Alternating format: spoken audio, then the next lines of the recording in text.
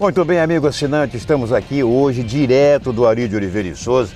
É você, assinante da Blue Via Cabo, da Ver TV, da NET, Campos Macaé, Rio das Ostras, a sua melhor imagem também HD, aqui pela Terceira Via. E vamos conversar com o Ricardo Bobbio. Primeiro, não precisa apresentação, mas tem que dizer que Bobbio pertence a uma família das mais tradicionais aqui de Campos. O pai dele, né? Eu acho que já está aposentado, mas é policial civil, não é isso mesmo? A tia dele, uma das mais renomadas empresárias aqui de Campos, né? E uma pessoa das mais queridas, das mais conhecidas. Começo a perguntar a você, Bobbio, você que já rodou pelo Brasil, jogou no exterior, né? Quando se fala em Bobbio, a gente lembra daquele time do Santos, né? Que tinha Robinho, Diego, Elano, também o Pará jogava lá, o Renato. Eu tenho a impressão que esse neném que está no Vasco jogava lá. Jogou antes. Jogou antes de vocês. Mas como é que era jogar naquele time? Quem era? Eu me esqueci. Quem era o treinador na época? Na verdade, quem era o treinador era o Vanderlei Luxemburgo. Luxa? Quando eu cheguei já era o Luxemburgo. E tinha o Ricardinho, tinha o David, que hoje é o treinador do Cruzeiro. Realmente era um time fora do normal, era um time que a gente chegava nos jogos para entrar em campo e a gente olhava no semblante de um e de outro e saberia que se o time funcionasse era muito difícil a gente perder alguma partida. Foi uma experiência sensacional. Esse time chegou a ser campeão paulista? Nós fomos campeões brasileiros. Brasileiros. Fomos campeões brasileiros e no ano seguinte a gente saiu nas quartas de finais do Campeonato Paulista. No Paulista.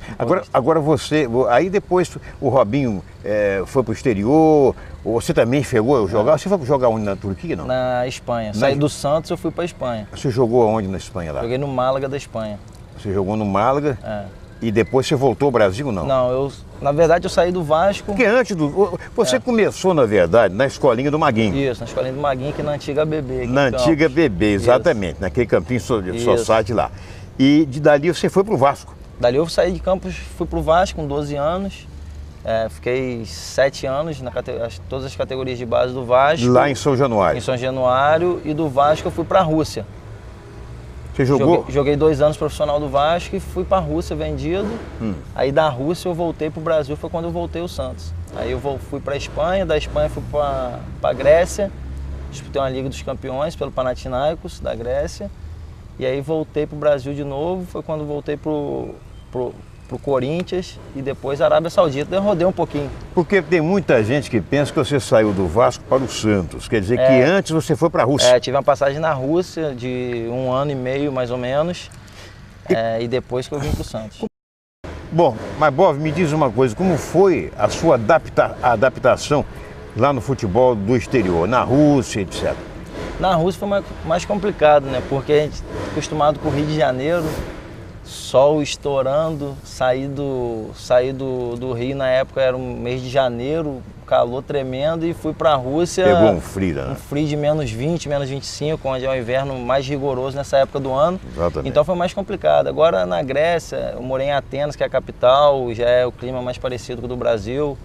Na Espanha também, morei em Málaga, que é uma cidade na costa ali, na costa espanhola, uma cidade praiana também, que é muito parecido com o Rio de Janeiro. Isso daí foi... E depois na Arábia a cultura, né? Totalmente diferente. Diferente, Foi uma situação bem difícil também. E esses jogadores que atualmente estão saindo do Rio de Janeiro,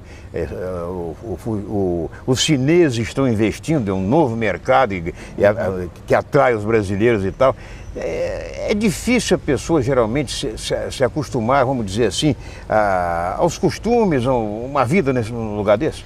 É complicado no início. Eu acho que o primeiro mês assim é que você sente o impacto, né? Uma cultura totalmente diferente. Quando eu cheguei na Rússia, a Rússia estava começando a abrir o mercado para estrangeiro, no mesmo ano que eu cheguei. Então, os russos, por si, pela natureza deles, eles são bem fechados e tal, então eles estavam começando a acostumar com um estrangeiro ali chegando no espaço dele e tal. Então acredito que na China deve estar sendo a mesma experiência, é um mercado que está se abrindo, mas hoje em dia esses mercados que têm potencial econômico muito forte, ele te dá total estabilidade de você viver. Eu fui para a Arábia Saudita com receio na época, eu saí do Corinthians, uma decisão que eu fiquei meio assim para ser tomada. E quando eu cheguei lá eu fui surpreendido, porque é onde está o poder aquisitivo maior, então existe tudo ali. Eu encontrava feijão no supermercado, entendeu? Você consegue encontrar uma carne adequada, muito parecida com a do Brasil, e os melhores restaurantes estão ali, porque o poder aquisitivo, o poder econômico ali é uma coisa que não oscila como no Brasil, como nos outros países. Muito bem. Agora eu pergunto a você, para a gente encerrar esse primeiro bloco, nesse papo da gente aqui, futebol carioca, o futebol do Rio de Janeiro, que você, quando era garoto aqui, era vitrine do futebol brasileiro, né? A diferença daquela época para hoje, quando, por exemplo, você pega um Vasco da Gama, campeão carioca, campeão do estado do Rio, e é rebaixado no Campeonato Brasileiro. Qual a diferença? O que na sua concepção, mudou e o porquê no futebol do Rio de Janeiro?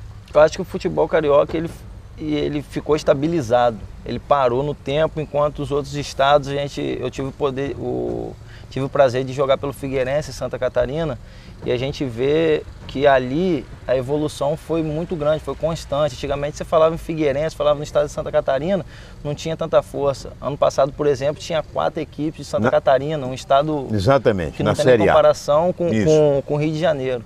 Então, os clubes totalmente estruturados, com CT, centro de treinamento e tal. E aqui no Rio, hoje em dia, você não vê. O Vasco, com a potência, não tem um centro de treinamento.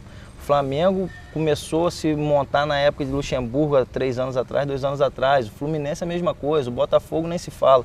Então, acredito que parou no tempo um pouco e se consolidou só na marca clube, marca Vasco da Gama.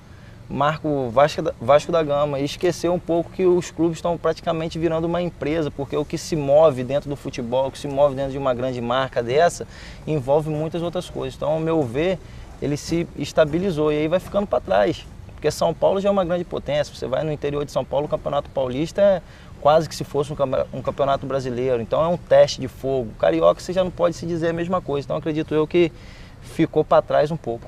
Muito bem. Daqui a pouco, no próximo bloco, nós vamos conversar com o Bob sobre essa cooperativa que eles formaram aí para ajudar e participar do campeonato da Série B pelo Goitacás. Segura aí, não desliga não, é rapidinho, é pá e bola.